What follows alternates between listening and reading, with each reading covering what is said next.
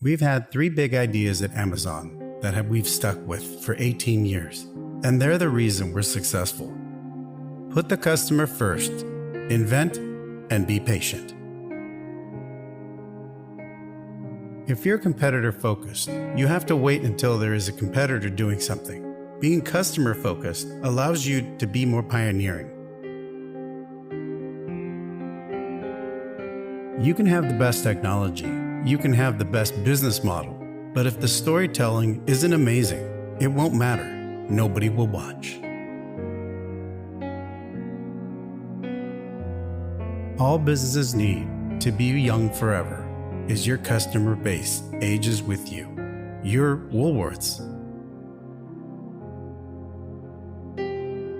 In the old world, you devoted 30% of your time to building a great service and 70% of your time to shouting at it.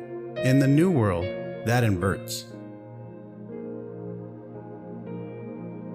There are two kinds of companies: those that work that try to charge more, and those that work to charge less. We will be the second. We are stubborn on vision. We are flexible on deals. If you only do things where you know the answer in advance, your company goes away. If you're long-term oriented, customer interests and shareholder interests are aligned. A company shouldn't get addicted to being shiny, because shiny doesn't last. All of my best decisions in business and in life have been made with heart, intuition, guts, not analysis. Sometimes we measure things and see that in the short term, they actually hurt sales, and we do it anyway. We are comfortable planting seeds and waiting for them to grow into trees.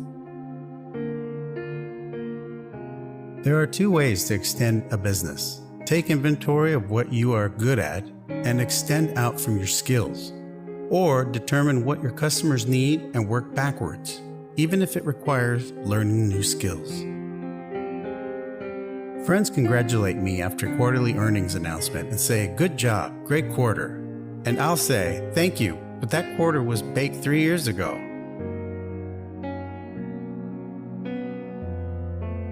When competitors are in the shower in the morning, they're thinking about how they're going to get ahead of one of their top competitors.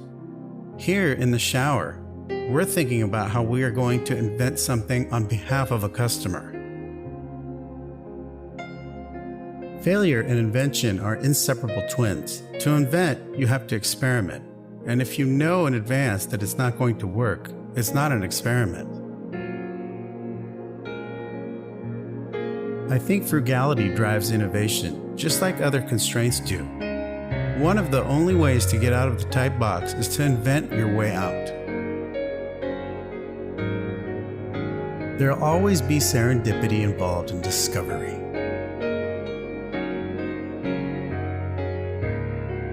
You have to be willing to be misunderstood if you're going to innovate. If you double the number of experiments you do per year, you're going to double your inventiveness. If you decide that you're going to do only the things you know are going to work, you're going to leave a lot of opportunity on the table. If you're watching your competitors, you're unlikely to invent a bunch of stuff on your own.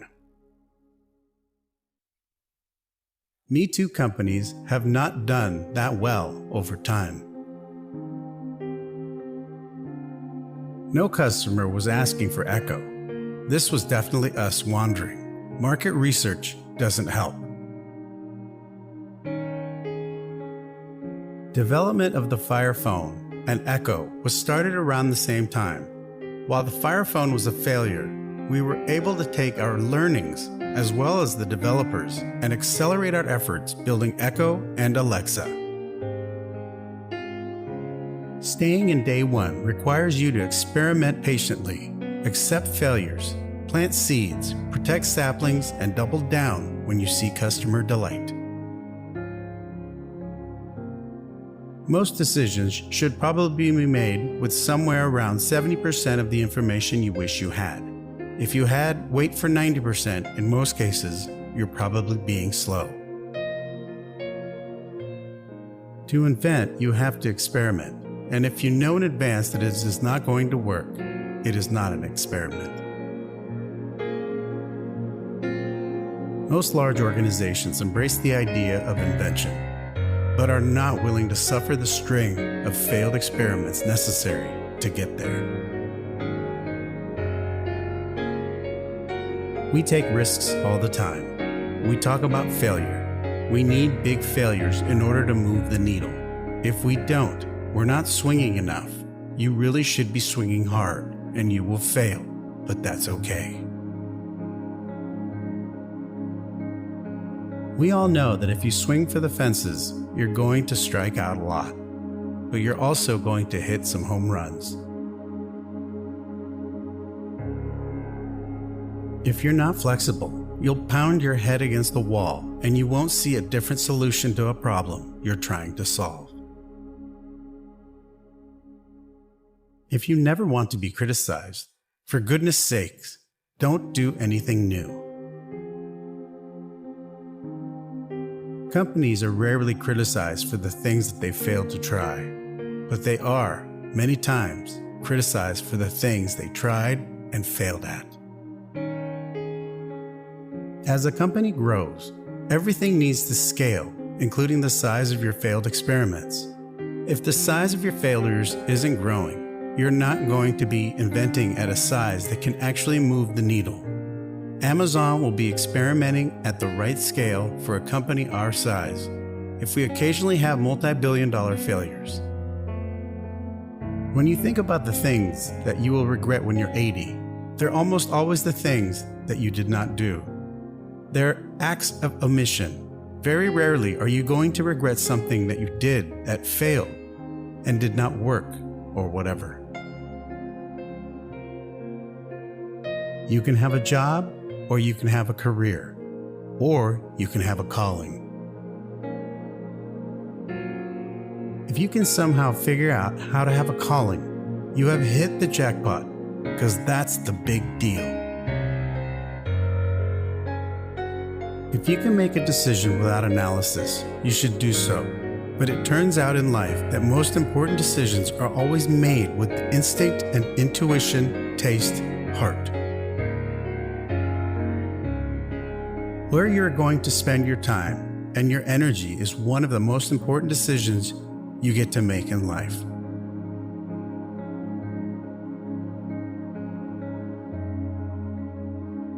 Life's too short to hang out with people who aren't resourceful. In the end, we are our choices. Build yourself a great story. Cleverness is a gift. Kindness is a choice. Gifts are easy. They're given after all. Choices can be hard. If I have 3 good decisions a day, that's enough. They should be just as high quality as I can make them. The best customer service is if the customer doesn't need to call you, doesn't need to talk to you. It just works. We don't focus on the optics of next quarter. We focus on what is going to be good for the customer. Great innovations, large and small, are happening every day at Amazon on behalf of customers.